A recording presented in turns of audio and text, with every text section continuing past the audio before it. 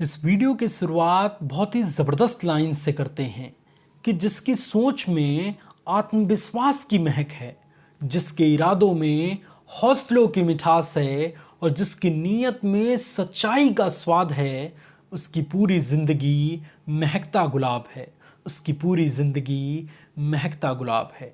इस प्यारे से सुबह के साथ आप सभी का स्वागत है पांडे टेक्निकल यूट्यूब चैनल में और मैं हूं आपका दोस्त रोशन पांडे। आज की इस वीडियो में मैं आप सभी के सामने एक बार और प्रस्तुत हुआ हूं लाइव टेस्ट लेने के लिए, और ये जो है वो हमारा पार्ट 2 है। इसके पहले पार्ट 1 हमने अपलोड कर दिया है जिसमें एक ही चैप्टर के 5 प्रश्न को हमने आप सभी के सामने टेस्ट के रूप में रखा था।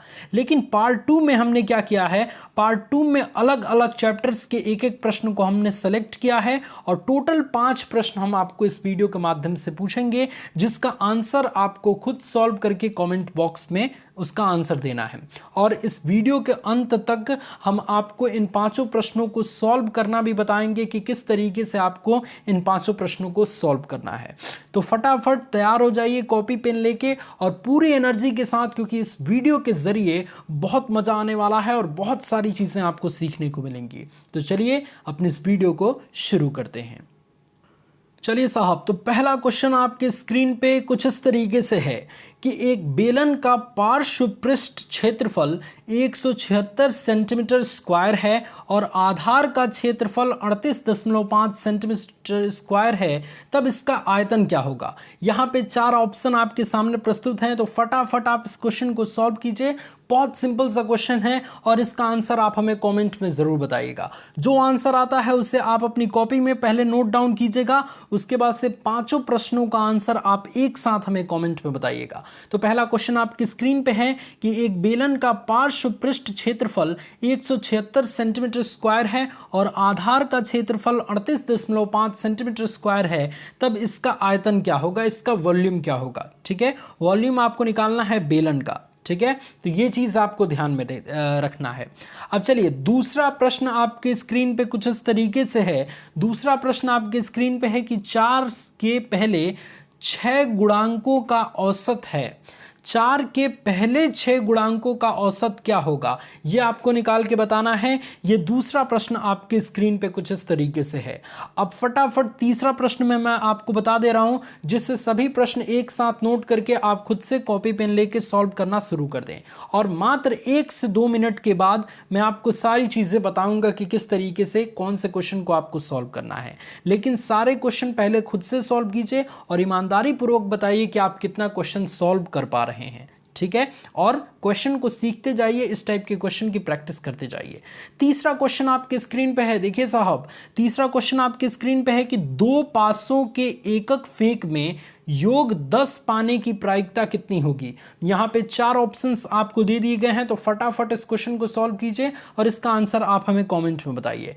नेक्स्ट क्वेश्चन यानी कि क्वेश्चन नंबर 4 आपके स्क्रीन पे कुछ इस तरीके से है कि अंकों 46, 64, 87, 41, 58, 77, 35, 90, 55, 33, 92 की माध्यिका है। ठीक है, तो इसको माध्यिका निकालने का मैंने बताया था आपको कि किस तरीके से आपको माध्यिका निकालना है। तो इस क्वेश्चन को तो एकदम 100% आपको करना है, क्योंकि चीज़ें मैंने सारी क्लियर कर दी हैं। अगर आप हमारे चैनल के साथ पहले से जुड़ते आ रहे हैं, सभी वीडियोस को देखते आ रहे हैं, तो ये क्वेश्चन फटाफट अभी आप करेंगे।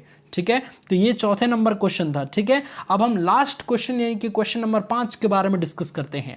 क्वेश्चन नंबर 5 आपके स्क्रीन पे है कि एक त्रिभुज के 2 कोणों का योग 95 डिग्री है और उनका अंतर 25 डिग्री है, तब त्रिभुज के कोण हैं। यहाँ पे 4 ऑप्शन दे दिए गए हैं, त्रिभुज का तीनों कोण आपको बताना है कि क्या होगा। तो ये 5 क्वेश्चन आपके स्क्रीन पे रहे कुछ इस तरीके से। सभी क्वेश्चन को मैंने आपको बहुत अच्छे से दिखा दिया है। सभी क्वेश्चन को एक बार वीडियो को पॉज करके नोट कर लीजिए और सभी को सॉल्व करके आप बताइए कि कितना क्वेश्चन आप सॉल्व कर पा रहे हैं।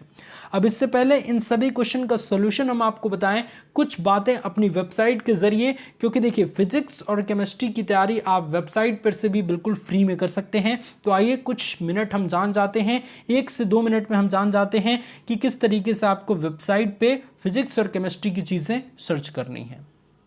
चलिए साहब, तो हम आ चुके हैं अभी गूगल के ऑफिशियल पेज पे और यहाँ पे सर्च बॉक्स में आपको टाइप करना होगा pandeytechnical.in। जैसे ही आप नीचे आएंगे सर्च करने के पश्चात तो आपको हमारी पहली वेबसाइट नज़र आ रही है, इस पर आपको सिंपली क्लिक कर देना है। इस पर क्लिक करने के पश्चात आपको हमारी वेबसाइट का ऑफिशियल पेज खुल के आएगा, जो कि कुछ इस तरीके से दिखेगा। पांडेय टेक्निकल कदम कदम पर आपके साथ, एकदम आपके साथ हम बहुत ज़्यादा मेहनत कर रहे हैं और आपको एकदम अच्छे तरीके से एंट्रेंस एग्जामिनेशन क्वालिफाई करना है।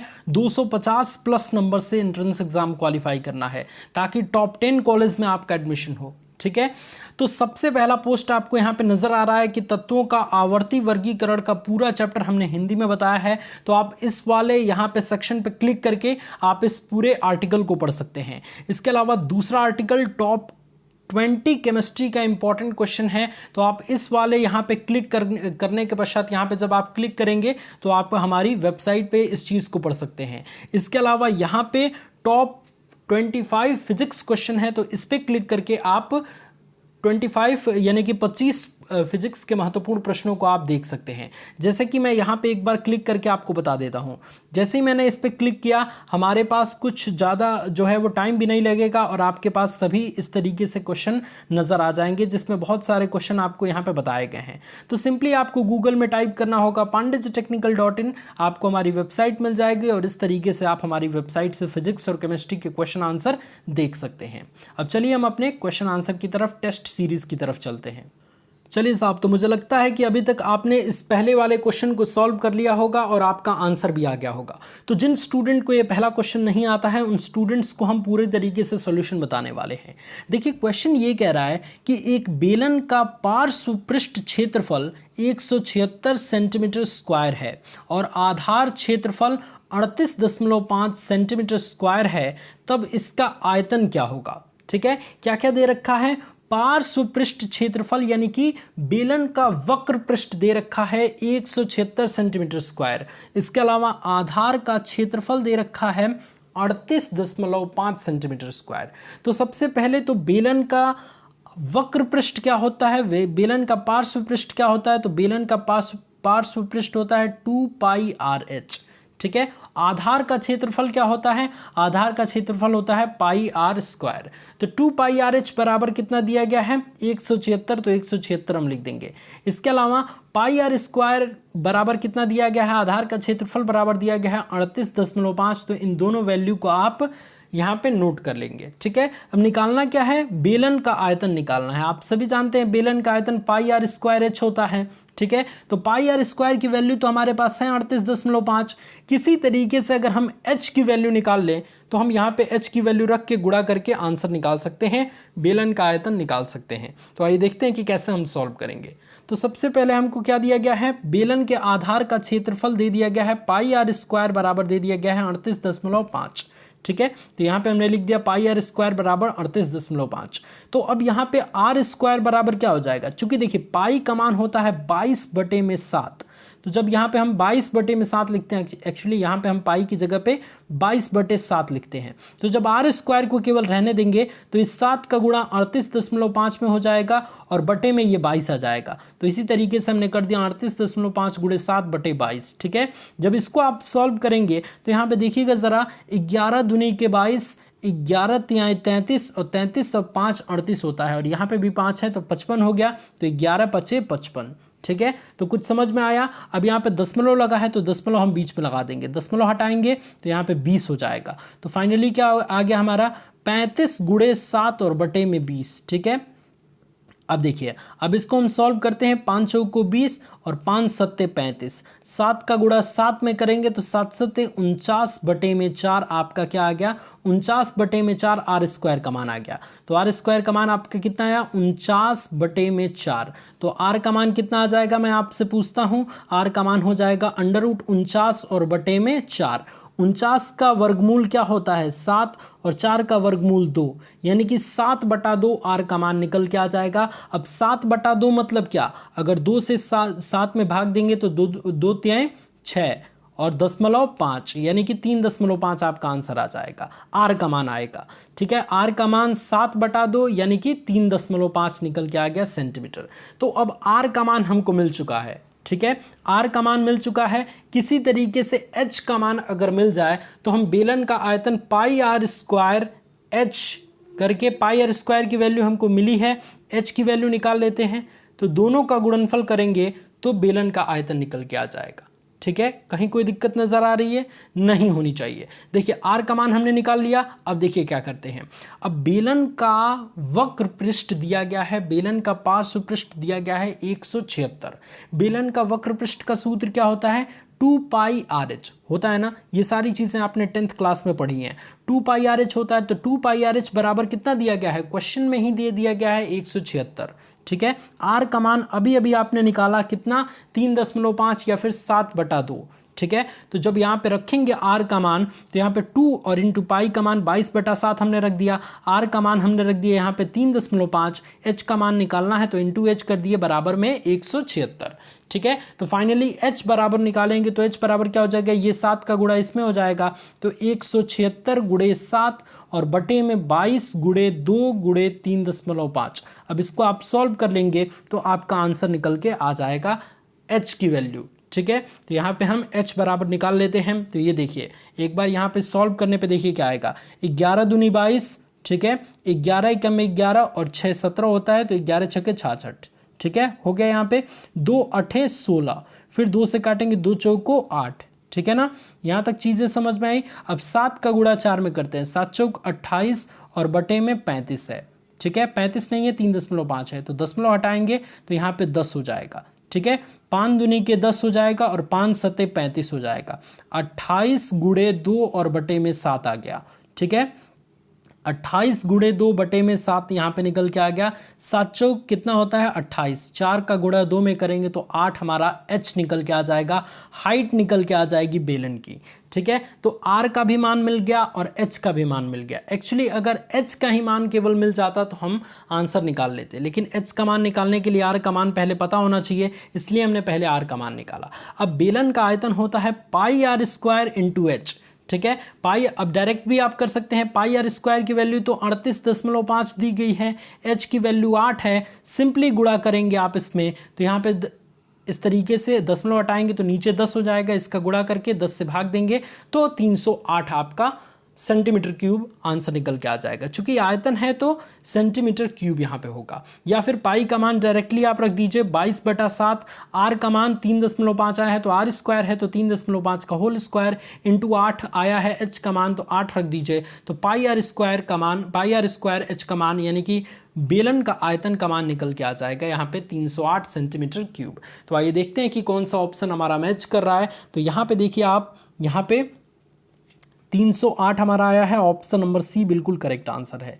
कुछ नहीं करना था, आधार का क्षेत्रफल दे रखा था, आधार का क्षेत्रफल से हमारा आर का मान निकाल लेना था, हमारा जो है वो त्रिज्या का मान निकाल लेना था। तो बेलन की त्रिज्या हमारा निकल के आ गया 3.5। इसी तरीके से वक्र पृष्ठ का मान दिया गया है, तो वक्र पृष्ठ के मान में हम आर का मान पुट कर देंगे, त्रिज्या जो 3.5 आया है उसको पुट करके हम एच का मान निकाल लेंगे। तो यहाँ पे हमने एच का मान निकाल लिया है, तो एच का मान आ गया 8 सेंटीमीटर।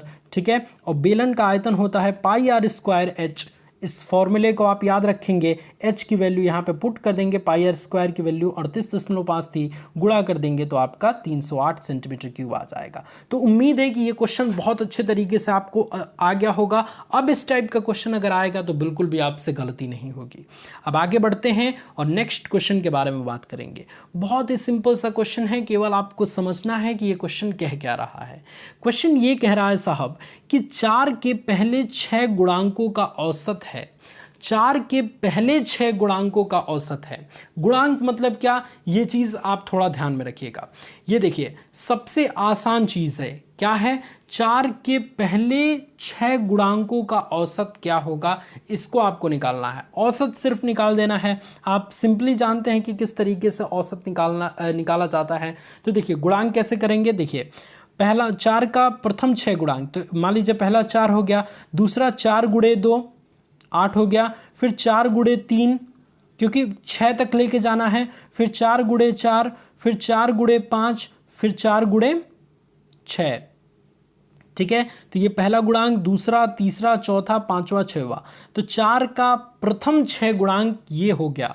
ठीक है। अब इनका औसत निकालना है, तो इन सभी को जोड़ के और जितनी संख्याएं हैं वो हम लिख देते हैं। तो ये 4 है तो 4 हमने लिख दिया, 4 दूनी के 8, 8 लिख दिया, 4 तीन 12, 12 लिख दिया, 4 चौक 16, 16 लिख दिया, 4 पचे 20, 20 लिख दिया, 4 छक 24, 24 लिख दिया। सबको बीच में प्लस किया है क्योंकि ये कह रहा है कि 4 के पहले 6 गुणांकों का औसत होगा, ठीक है। तो 4 के पहले 6 गुणांकों का औसत हमने यहाँ पे निकाल दिया। बटे में कितनी संख्याएं हैं, 1 2 3 4 5 6, 6 संख्याएं हैं तो 6 से भाग देंगे। 5 संख्याएं रहती तो 5 से भाग देते, तो हम 6 से भाग दे दिए। तो इस तरीके से औसत निकल के आ जाएगा। फटाफट जोड़ दीजिए, 12 और 8 20, 20 20 40, 40 20 60, 4 64, 64 6, 64 से कितना होता है 70, और 70 10 80, और 80 4 84, ठीक है। 84 बटे में 6, 6 का में 6, 6 चौको 24, 14 आंसर निकल के आ गया। तो आप यहाँ पे देख सकते हैं कि इसको सॉल्व करने के पश्चात 14 हमारा आंसर निकल के आ जाएगा,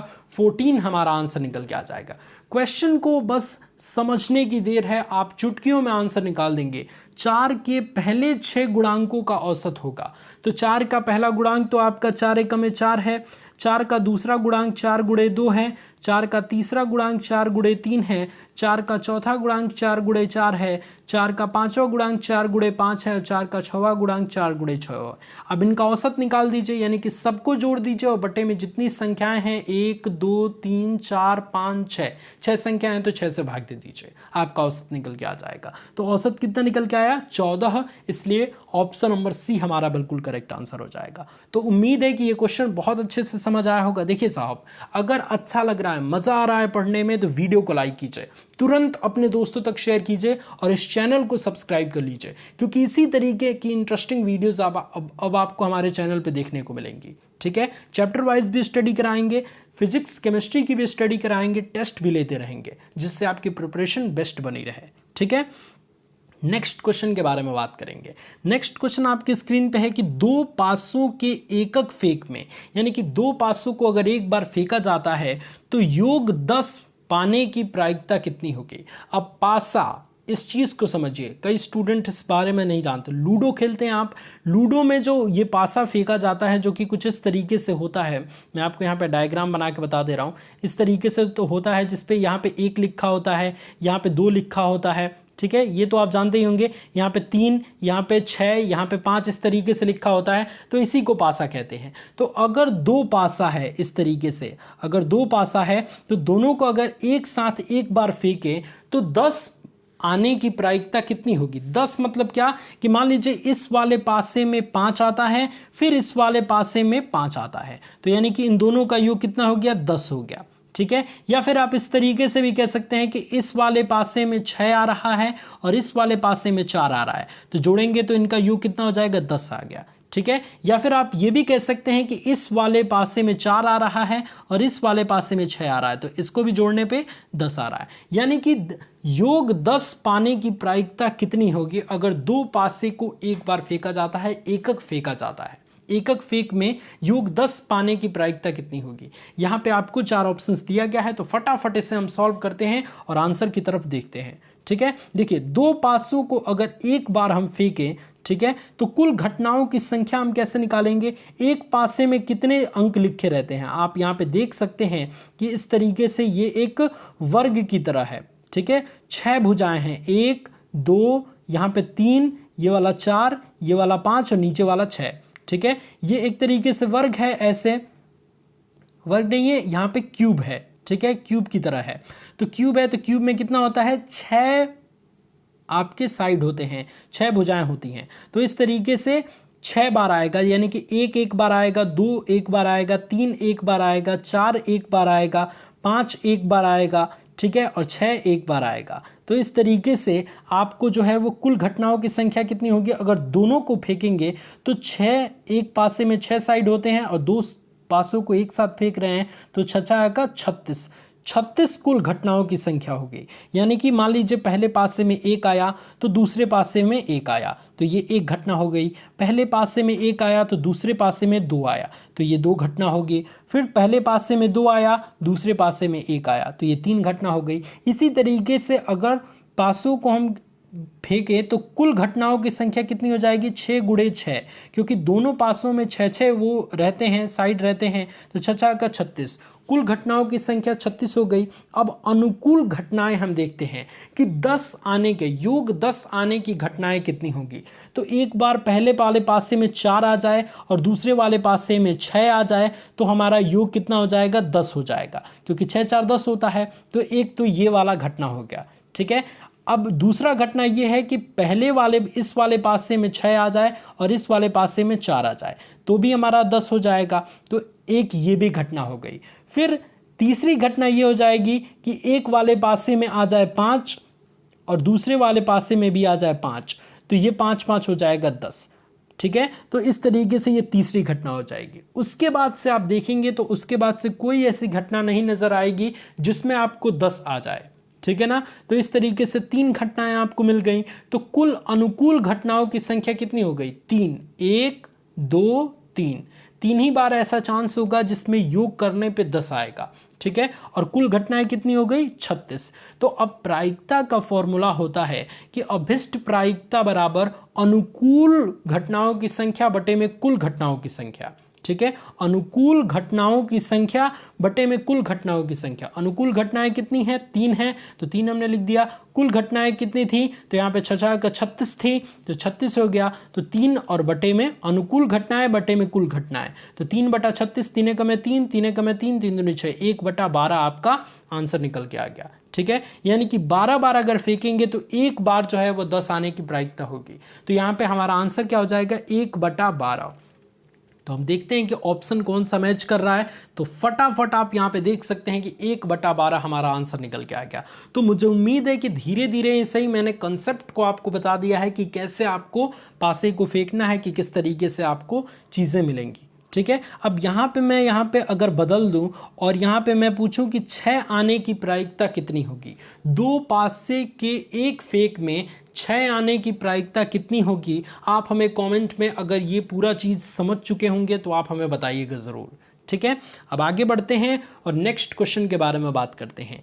नेक्स्ट क्वेश्चन आपके स्क्रीन पे ये था कि अंकों 46 64 87 41 58 77 35 90 55 33 92 की माध्यिका है, ठीक है।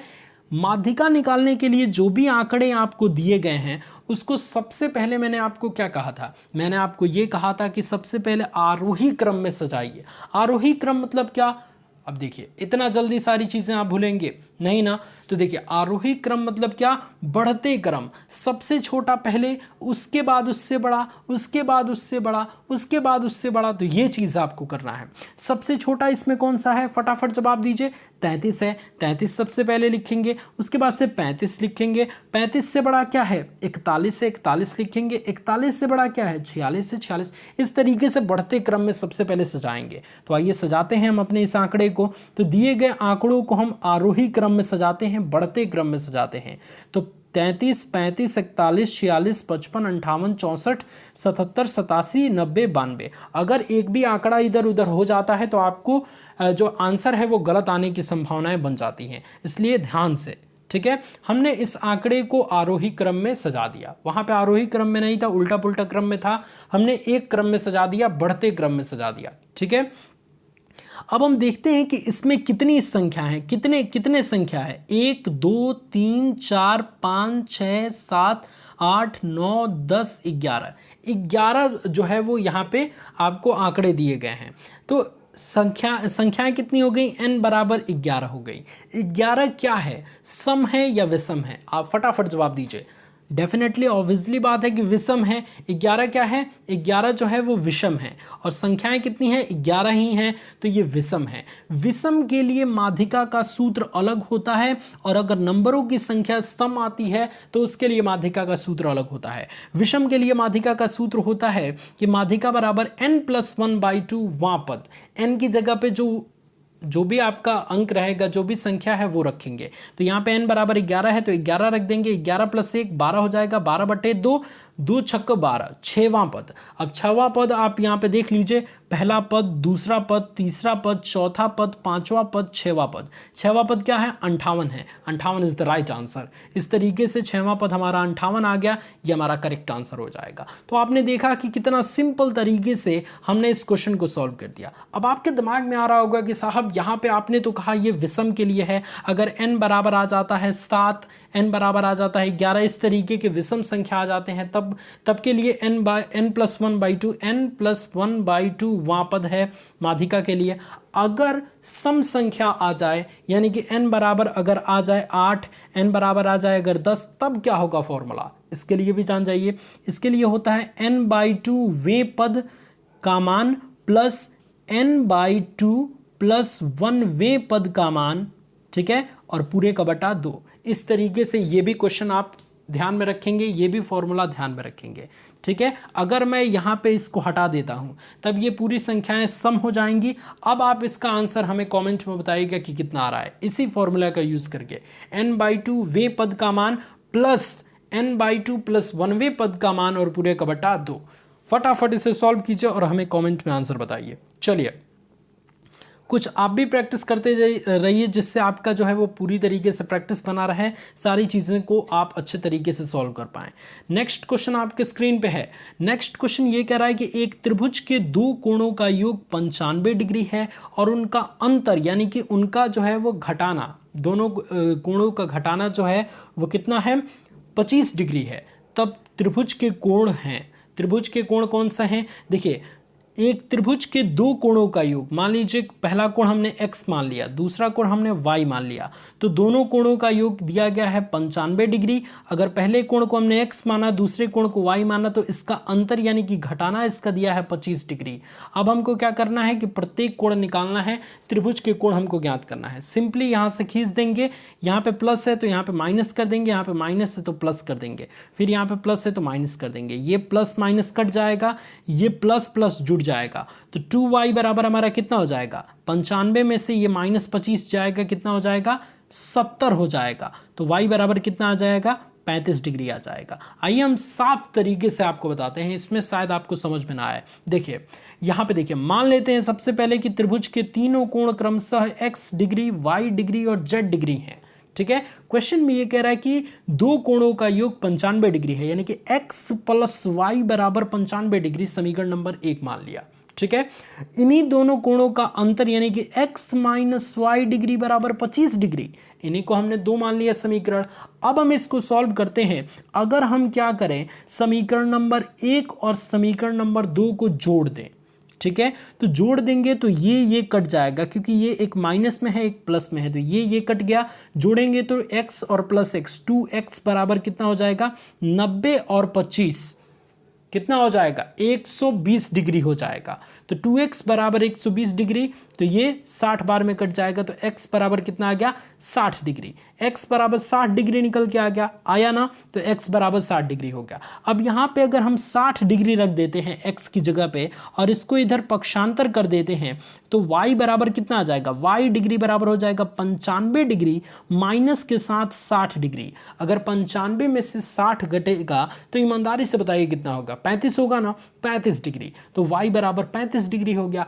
अब एक चीज़ आपको बहुत अच्छे से इस्तेमाल करनी है, त्रिभुज के तीनों कोणों का योग 180 होता है, तीसरा कोण z दिया है, तो फटाफट आप यहाँ पे दिमाग लगाइए कि x + y + z बराबर 180 होता है त्रिभुज के तीनों कोणों का योग वाले प्रमेय से, ठीक है। x का मान 60 है, y का मान 35 है, तो दोनों को जोड़ेंगे तो x + y की जगह पे हम क्या लिख सकते हैं? 60 degree + 35 degree plus z degree बराबर 180 डिग्री। इन दोनों को जोड़ेंगे तो हमारा कितना हो जाएगा? 95, और 95 को इधर लाएंगे तो हमारा माइनस में 95 हो जाएगा, यानी कि z डिग्री बराबर, यहाँ पे लिख देते हैं z डिग्री बराबर 180 डिग्री माइनस में 95 डिग्री। 180 में से 95 जाएगा तो ईमानदारी से बताइए कितना होगा? 85 डिग्री होगा, क्योंकि 85 और 95 को जब आप जोड़ेंगे तो यहाँ पे 0 हो जाएगा, 9 8 17 1 18 180 हो जाता है। तो इस तरीके से 85 डिग्री z डिग्री का मान आ जाएगा। तो हमारा z डिग्री का मान कितना आया? z डिग्री का मान आया 85 डिग्री। x डिग्री का मान कितना आया? 60 डिग्री। और y डिग्री का मान कितना आया? 35 डिग्री। तो 60, 35, यहाँ पे देखिए 60, 35 और 85 हमारा आंसर निकल के आ गया। तो आइए देखते हैं कि कौन सा ऑप्शन हमारा मैच कर रहा है। तो 60, 35 और 85, ऑप्शन नंबर डी बिल्कुल करेक्ट आंसर है।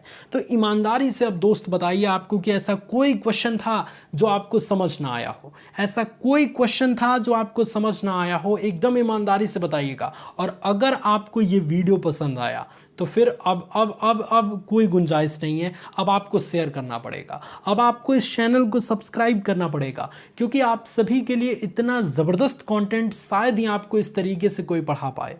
ठीक है, तो इस तरीके से अगर चीज़ें आप सीखना चाहते हैं बहुत आसानी से, बहुत अच्छे तरीके से, अभी सब्सक्राइब कीजिए, फ़ौरन अभी सब्सक्राइब कीजिए और अपने दोस्तों तक भी शेयर कीजिए। क्योंकि अगर आप चाहते हैं कि डेली इसी तरीके के टेस्ट लिया जाए आपको इस चैनल पे, तो आपको सपोर्ट दिखाना होगा। अगर आप सपोर्ट दिखाएंगे तभी अच्छा लगेगा हमें, तभी हमें मेहनत करने में मज़ा आएगा।